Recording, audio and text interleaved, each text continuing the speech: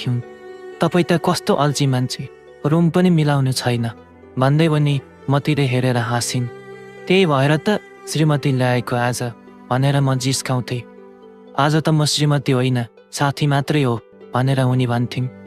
भावी श्रीमती हो भनेर म जोड गर्थेँ। चिया खाएर घुम्न जाउँ न, रुमभित्र बसेर के गर्नु र भनेर उनी भन्थिन्।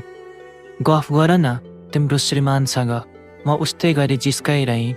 चिया पाकिसकेपछि सोनिकालाई चिया दिएँ। उस्तै चिया लिँदा चिया उसको कम्मर कोखको एरियामा सबै पोखियो। सोनिका हत्ता न पत्ता उठिन्। सरिन सोनिका भन्दै चिया टकटकाउन थाले।